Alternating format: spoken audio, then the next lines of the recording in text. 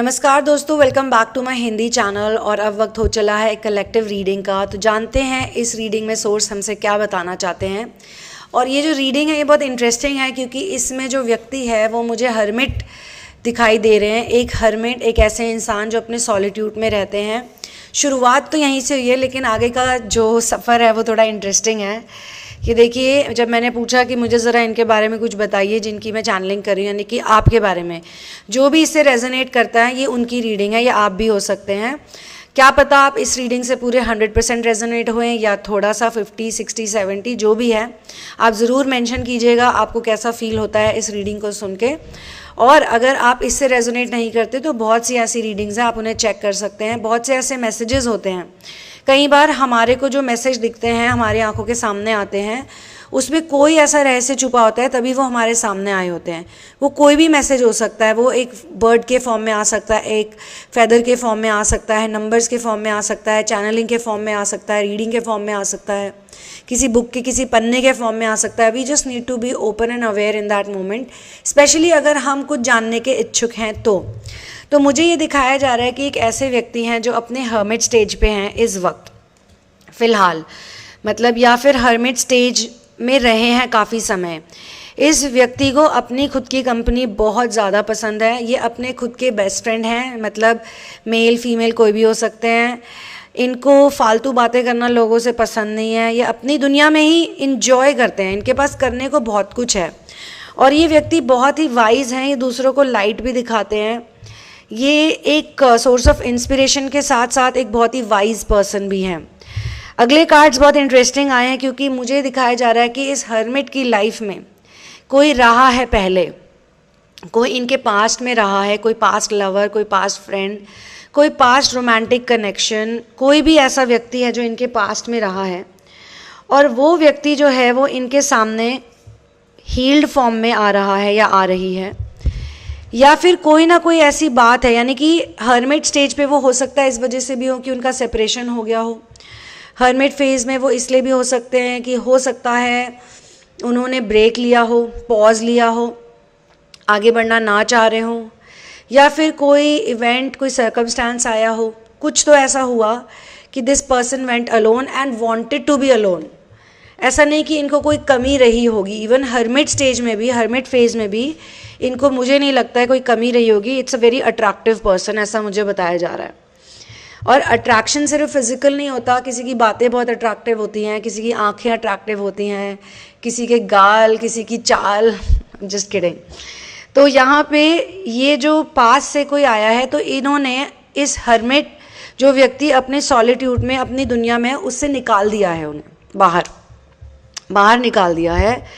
और हर्मिट से उनको किंग ऑफ वॉन्ड्स की एनर्जी में ले गए हैं। ये देखिए, हर्मिट एक ऐसा व्यक्ति है जिसको कोई लेना देना नहीं है, वो अपनी दुनिया में है। ऐसा नहीं कि हर्मिट इनसेंसिटिव होते हैं, बट हर्मिट में और किंग ऑफ वॉन्ड की एनर्जी में, दोनों में बहुत फ़र्क है। इससे पहले दोस्तों मैं किंग ऑफ वॉन्ड्स एनर्जी को एक्सप्लेन करूँ, मैं ये भी कहना चाहती हूँ कि ये भी हो सकता है, इसका एक और मतलब भी हो सकता है कि हर्मिट फेज़ में रहने के बाद, काफ़ी समय तक हर्मिट रहने के बाद, या अपने सॉलिट्यूड में रहने के बाद, या अपनी दुनिया में रहने के बाद, हो सकता है कि इनका सडनली एक अवेकनिंग फेज़ आया है और अब इनको ऐसा लग रहा है कि मुझे अपने पास्ट में रहने की कोई ज़रूरत नहीं है। हो सकता है पास्ट के किसी पेन की वजह से, किसी सेपरेशन की वजह से, किसी शब्द की वजह से, किसी इंसिडेंट एपिसोड की वजह से ये हर्मिट एनर्जीज़ में चले गए हों। लेकिन हर्मिटेज से निकलने के लिए कोई ऐसी चीज़ है जिन्होंने, कोई प्रेम से रिलेटेड, कोई अनकंडीशनल लव से रिलेटेड, वो कुछ भी हो सकता है, किसी किसी की लाइफ में जो इनर वर्क कर रहे हैं, असेंशन कर रहे हैं। ज़रूरी नहीं कि रिलेशनशिप ही सब कुछ हो, ज़रूरी नहीं कि पास से कोई रोमांटिक कनेक्शन ही आया हो जिसकी वजह से वो बाहर निकले हो। कोई ऐसी चीज़ भी हो सकती है जो उन्हें बहुत पसंद आई हो, जिसका एक नेगेटिव इम्पैक्ट इन पे पड़ा हो। मान लो कि उनको कोई चीज़ बहुत पसंद थी, जैसे मुझे एग्जांपल दिया जा रहा है कि मान लो आपको आर्ट बहुत पसंद है, आप एक पेंटर हैं, पेंटिंग करने के लिए मान लीजिए आप मुंबई चले गए, मुंबई जाके, या मुंबई, बैंगलोर, चेन्नई, कहीं भी चले गए, आपको किसी ने बोला कि वहाँ जाओ, वहाँ बड़ा अच्छा होगा, आप चले गए सिर्फ और सिर्फ अपने आर्ट फॉर्म को एक्सप्लोर करने के लिए। वहाँ जाके आपके साथ बहुत कुछ बुरी बुरी चीज़ें, बहुत यातनाएं आपने देखी, या कुछ नेगेटिव घटनाएं हुई और आप वहाँ से निकल के वापस आ गए। उसके बाद आपने डिसीजन ले लिया कि मैं मुड़ के कभी वहाँ नहीं जाऊँगा या जाऊँगी। लेकिन हर्मिट स्टेज में रहने के बाद या उस फेज़ में रहने के बाद आपकी हीलिंग होने लगी और धीरे धीरे आपके सामने कुछ ऐसे पहलू निकल कर आए कि आपको लगा कि शायद मेरे साथ जो हुआ वो एक लेसन हो सकता है, शायद वो मेरे लिए अच्छा हो सकता है, शायद वो मेरे लिए एक सीख है। तो क्यों ना मैं उस पास्ट के फियर से दूर हटूँ। और ये भी हो सकता है कि उस वक्त आप काफ़ी वुंडेड रहे हो, आप अनहील्ड पर्सनालिटी हो, उस वक्त आपके घाव भरे ना, आपने इनर वर्क इतना अच्छा किया ना, इसीलिए आप वो सारी चीज़ें अट्रैक्ट कर रहे थे और अब आपको वो चीज़ें अट्रैक्ट करने की ज़रूरत ही नहीं है और ना हो रही हैं। अब आप जो भी अट्रैक्ट कर रहे हो वो अपने नेचुरल फ्री फ्लोइंग स्टेट में अट्रैक्ट कर रहे हो। तो इसीलिए ये लव और ये अफेक्शन कि जो भी कोई वो अतीत में जो कारण था जिसकी वजह से वो प्रेम उजागर हुआ था वो दोबारा उजागर हो गया है। और ये आ गए मिस्टर किंग ऑफ वॉन्ड्स। अब ये तो पैसे भी लेकर आते हैं अपने साथ, there is a financial aspect also involve with him. और इस एनर्जी को लाने वाली है ये 6 ऑफ कप्स की एनर्जी, क्योंकि जब आप पुरानी बातों को याद तो करते हो लेकिन प्रेजेंट मोमेंट में ही रहते हो। आप ये चाहते हो कि जो भी बीत गया सो बीत गया, मुझे अभी इंजॉय करना है। आप रुकते हो, आप इधर उधर के नज़ारों को देखते हो, आप फूलों की खुशबू देखते हो, आप हवाओं की ब्रीज़ को फील करते हो। गर्मी का मौसम में भी, सर्दी के मौसम में भी, बारिश में भी, पतझड़ में भी, हर एडवर्स सिचुएशन में आप कोई ना कोई सिल्वर लाइनिंग देखते हो, कोई ना कोई चीज़ ऐसी देखते हो। अपनी लाइफ को सिंप्लीफाई करते हो, रिलैक्स हो जाते हो। अपनी जो स्पेस आपने क्रिएट किया हर्मिटेज के दौरान उसको आप रिलैक्स करते हो। या ऐसा भी हो सकता है, क्योंकि मैंने पूछा था कि भाई मुझे इस इंसान का नेचर बताइए, नेचर से रिलेटेड भी ये कार्ड है। तो आपका नेचर ऐसा हो सकता है कि आप खुद में ही रह के बहुत चीज़ों को आप इंजॉय करें। हो सकता है बीच में आप ना कर रहे हो, आपका जो फोकस रहा हो वो दुखी चीज़ों में ज़्यादा रहा हो या उन चीज़ों में ज़्यादा रहा हो जिन्हें वर्क करना हो, जिन पे काम करना, आंतरिक कार्य करना हो। जो भी है, एक इम्प्रूवमेंट की एनर्जी तो है और बहुत सॉलिड इम्प्रूवमेंट है। अगर कोई रोमांटिक कनेक्शन भी है ना तो आप डरिए मत, आगे बढ़ जाइए, कोई बात नहीं, जो होगी देखी जाएगी। जो भी होगा वो पता चली जाएगा, 1 हफ्ते बाद, 10 दिन बाद, 2 साल बाद, 3 साल बाद, तो क्या फ़र्क पड़ता है। इन द करेंट मोमेंट आपको जो फील हो रहा है, आप अपनी गट फीलिंग को, अपनी इंट्यूशन को फॉलो कीजिए। देखिए ये जो कार्ड है ना, इसमें आपको एक लीडरशिप की फीलिंग आ रही है, क्योंकि हर्मिट जो होता है वो लोगों से ज़्यादा सोशलाइज नहीं करता, वो अपनी दुनिया में रहता है, अपने में, मतलब अपने ही वर्ल्ड में रहता है। यहाँ पे मुझे दिखाया जा रहा है कि because of this change of energy आपके अंदर एक लीडरशिप क्वालिटी आएगी। आपके जो भी क्रिएटिव आइडियाज़ हैं, जो भी आपने अब तक सोचा, प्लान किया, वो सारे फुलफ़िल हो जाएंगे। आप जिस भी चीज़ में जाना चाहते हो, जो भी आपके थॉट्स हैं, जो भी आपके प्रोजेक्ट्स हैं, वो ज़रूर फुलफ़िल होंगे, क्योंकि फुलफ़िल होते हुए मुझे दिख रहे हैं। ठीक है, और एक बिगर विजन की तरफ आप जाएंगे। आप जो भी क्रिएट करना चाहते हैं आप वो कर सकते हैं, आप अपना प्लान बना सकते हैं। आपने शायद पीछे सैडनेस की वजह से, या हो सकता है बहुत ज़्यादा सेटबैक्स आपने देखे हों, उन सेटबैक्स की वजह से आपने स्टेप बैक ले लिया हो, हर्मिट एनर्जी में चले गए हो, सोचा चलो अब थोड़े दिन आंतरिक कार्य करते, रिलैक्स करते, जो है उसमें रहते हैं। लेकिन अब वो फेज़ जा चुका है। अब जो फेज़ है वो एक्शन का फेज़ है और आपको खुद ही रियलाइज़ नहीं होगा, आपको खुद ही रियलाइज़ नहीं होगा कि कब आपके वो प्रोजेक्ट्स, वो क्रिएटिव आइडियाज़ अपने आप स्टार्ट हो जाएंगे, कैसे शुरू होंगे आप खुद नहीं जान पाओगे, बस आपकी आंखों के सामने हो जाएंगे। और इसीलिए मुझे ये द मून की एनर्जी दिखाई है। Every single card is very positive here. बीच में एक ये मून आया है और ऐसी सिचुएशन में मून जब आता है ना तो इंसान को कई बार ये भी लगता है कि ये वाकई में हो रहा है, ये वाकई में मेरे जीवन में सब कुछ घट रहा है या मुझे इल्यूजन हो गया किसी तरीके का, ये सब सच नहीं है। मतलब मैंने तो ये दुनिया छोड़ दी थी, या मैंने तो ये थॉट्स छोड़ दिए थे, या मैंने ये लाइफस्टाइल छोड़ दी थी, या मैंने सोचा ही नहीं था कि अब मैं दोबारा कभी ये चीज़ें करूँगा या करूँगी जो मैंने पीछे भुला दिया, या जिन चीज़ों से मैं निकल गया या निकल गई। तो फिर ये अचानक से क्या हो रहा है, ये वापस से सब कुछ कैसे हो रहा है। आपका जो आप ऐसी एनर्जी में चले गए हो, तपस्या कर करके, तप के आप इतने सोने से कुंदन बन गए हो कि अब आपको कुछ करना भी नहीं पड़ रहा, आपकी सारी चीज़ें खुद ब खुद ऑटो पायलट में हो रही हैं, क्योंकि ये एनर्जी ही ऐसी है। मतलब ऑब्वियसली आप माध्यम हो, बीच में तो हो ही, आप ही का हाथ चल रहा है, आप ही की ज़बान चल रही है, आप ही का सब चल रहा है, लेकिन ये ऐसी एनर्जी है जिसमें कि आपके बहुत से रुके हुए काम पूरे हो रहे हैं। ऐसा मुझे दिखाया जा रहा है कि जो काम आपके रुक गए थे, अटक गए थे, नहीं हो रहे थे, जो काम नहीं बन रहे थे, वो सारे काम आपके वापस से बिगिन हो गए हैं, बिगिन हो जाएंगे। इस तरीके से बिगिन होंगे कि आपको तो ये भी लग सकता है कि ये सब इल्यूजन है, ऐसा तो हो ही नहीं सकता। बहुत ही अथॉरिटेटिव पोजीशन होगी आपकी, मैस्कुलिन रोल होगा, चाहे आप औरत हो चाहे आदमी हो, उससे कोई फ़र्क नहीं पड़ता है। कुछ कुछ रोल्स ऐसे होते हैं, कोई कोई काम ऐसे होते हैं जहाँ पे आपको मैस्कुलिन एनर्जी यानी कि लॉजिक, कॉमन सेंस, एक्शन और लेस ऑफ इमोशन, ये सब चीज़ें आपको लानी पड़ती हैं। ये चीज़ें अपने आप आ जाती हैं। आप बिल्कुल you will be your self, आपको बिल्कुल भी फियर नहीं होएगा, आपको कोई जजमेंट नहीं होएगी। जो आपके साथ पहले हुआ है ना, आप उसे भूल जाओगे और भूल चुके हो, अब आप भूल जाओ। अगर कभी कभी आपको ये आ भी जाता है ना बीच में कि ये सब सत्य नहीं है, ये इल्यूजन है, ये माया है, ये माया नहीं है। आप माया नगरी से नहीं हो, आप माया का कार्य करने नहीं आए हो, आप उसी का काम करने आए हो। और आप जो भी सोच रहे हो ना, इनर वर्क किया आपने, बहुत ज़्यादा किया है, वो मुझे दिख रहा है। वो आपका जो भी जिस भी कारण से आपने किया था, वो कारण आपका इसीलिए आया था ताकि आप अपने सॉलिड जोन में आ जाओ। आपको डर ही ना लगे बोलने से, कहने से। आपका थ्रोट चक्रा हील्ड, आपका हार्ट चक्रा हील्ड, आपका सोलर प्लेक्सिस हील्ड, ऐसी एनर्जी है।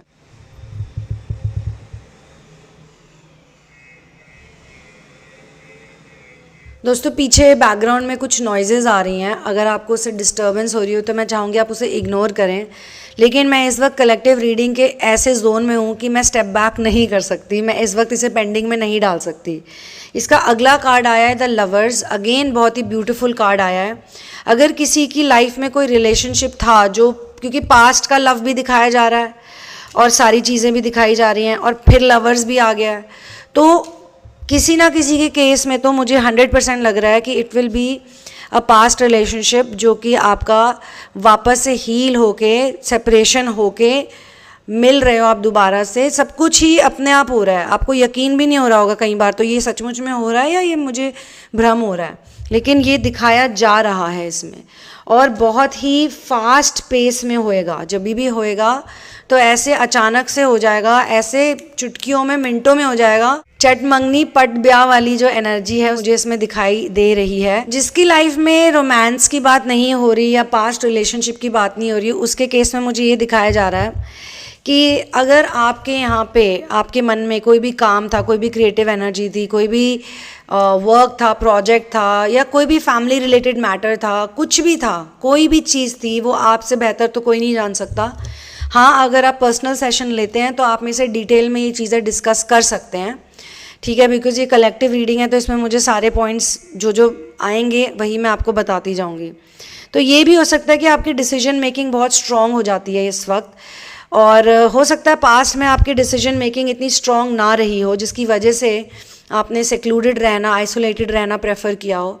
अब आप जो भी करते हैं आप बिल्कुल दृढ़ निश्चय के साथ करते हैं, आप अपने हायर गाइडेंस से भी कंसल्ट करते हैं, आप जो भी करते हैं उसमें अनकंडीशनल लव की भावना सबसे ज़्यादा है। You are a true seeker, you are a true lover of truth, ठीक है।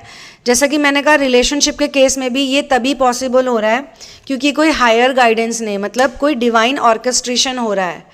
जैसे कहते हैं ना, जो लिखा हुआ है वो होके ही रहेगा। अगर लिखा हुआ है, पहले से मकतूब है, तो उसे कोई नहीं बदल सकता, उसे कोई नहीं झुकला सकता, वो तो होके ही रहेगा। फिर चाहे उस वक्त परिस्थितियाँ कैसी भी हो जाएं। मान लो बाकी चीज़ों में आपको ना दिख रहा, एडवर्सिटी दिख रही हो, लग रहा है यार ऐसे समय में कैसा हो रहा है, ये नो। कई केसेस में मुझे मून की एनर्जी ऐसी भी दिखाई जा रही है कि आपको लग रहा है कि यार अभी तो मेरी परिस्थिति भी ऐसी नहीं है, अभी तो मेरे पास शायद इतने पैसे भी नहीं है, या जो भी आपने सोचा हो वो चीज़ तो हो ही नहीं सकती, फिर ये कैसे हो रही है।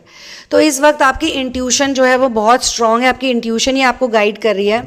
सारे कार्ड्स देखने पड़ते हैं दोस्तों, बीच में अगर मून आ भी जाता है इस टाइप का, इस जोन में जैसे आया है, तो इसका मतलब कोई नेगेटिव एनर्जी नहीं है। इसका मतलब ये है कि शॉक भी हो सकता है, इंसान शॉक में आ सकता है कि ये कैसे हो रहा है। लेकिन लवर्स कार्ड जो मुझे दिखा रहा है वो यही दिखा रहा है कि आप जो भी करेंगे अब पूरी ट्रू लव के साथ, सत्यता के साथ, सरेंडर के साथ, सोर्स के साथ आपका इंटीग्रेशन हो रखा है। आप प्रभु की राह में ही हैं। और अगर आपका ये प्रेम से रिलेटेड कुछ है, रिश्ते से रिलेटेड है, तो बिल्कुल भी आपके फेवर में ही सारी चीज़ें होंगी। बिल्कुल भी स्ट्रेस मत लो किसी भी चीज़ का। अगर आप स्ट्रेस ले रहे हो, अगर आपकी मून की एनर्जी है, तो आप स्ट्रेस मत लो, या फिर आगे जाके आप नहीं लोगे। फाइनली आप समझ जाओगे कि जो लिखा है वही हो रहा है, जो होना है वही हो रहा है, मैं इसमें कुछ नहीं कर सकता या कर सकती, ठीक है। वो जो बुरा फेस था, जब उसे एक्सेप्ट किया, सर आंखों पे रखा, तो अब इसे भी रखते हैं, ठीक है।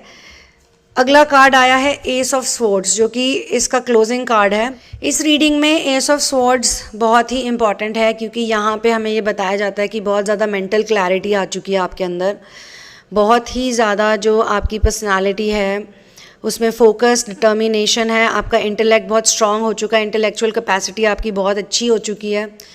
हो सकता है इस पे आपने बहुत ज़्यादा काम किया हो, बहुत ज़्यादा आंतरिक कार्य किया हो इतने सालों में। और रिलेशनशिप में भी और नॉन रिलेशनशिप सिनारियो में भी, किसी भी सिनारियो में एस ऑफ स्वॉर्ड्स जिसका आता है ना, वो इंसान अपनी बात को बहुत सहजता के साथ रख देता है। उसको लगता है यार अभी और कितना खोना है, अभी तो बहुत कुछ खो चुके हैं ज़िंदगी में, बहुत कुछ देख चुके हैं, बहुत कुछ सह लिया है आपने, बहुत कुछ समझा है, सीखा है, जाना है।